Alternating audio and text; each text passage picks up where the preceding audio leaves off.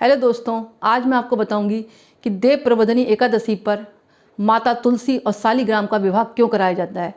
दोस्तों, इसके पीछे एक कहानी है। एक दैत्य था जलंधर, जो भगवान शिव के क्रोध के अंश से पैदा हुआ था। वो बहुत ही शक्तिशाली था, यानी उसने धरती पर उत्पात मचाना चालू कर दिया था।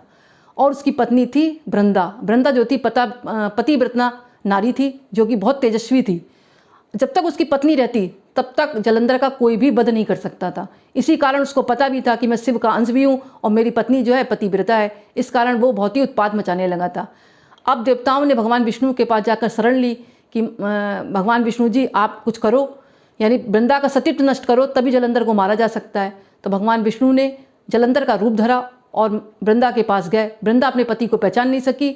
इधर जैसे ही पता लगा कि जलंधर मारा गया तो वृंदा को समझ में आ गया कि मेरे साथ छल हुआ है। तो वृंदा ने भगवान विष्णु को श्राप दे दिया कि तुम पत्थर बन जाओगे, पृथ्वी पर पड़े रहोगे, पत्थर बने रहोगे। अब भगवान विष्णु पालनहार हैं, अगर वो पत्थर बने रहेंगे तो सृष्टि कैसे चलेगी। तो देवताओं ने जाकर वृंदा से गुहार लगाई कि हम उनकी तरफ से क्षमा मांगते हैं, तुम इनको मतलब श्राप से मुक्त कर दो। तो वृंदा की समझ में आ गया। वृंदा ने भगवान विष्णु को श्राप से तो मुक्त किया, लेकिन खुद वो अग्नि में जलकर मतलब भस्म हो गई। जहाँ उसकी राख बनी वहाँ तुलसी का पौधा निकला।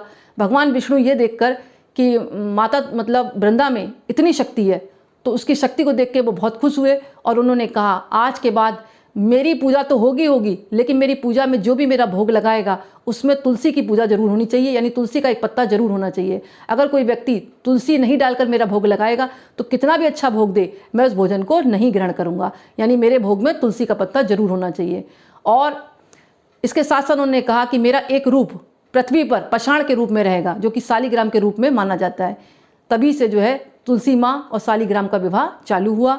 और ऐसा भी कहा जाता है कि जिनके कन्याएं नहीं होती तो वो दूसरी की कन्याओं का विवाह मतलब करा सकते हैं आज के दिन, या तुलसी माता और शालिग्राम का विवाह करके विदा करें तो उनको कन्या के बराबर ही पुण्य प्राप्त होता है।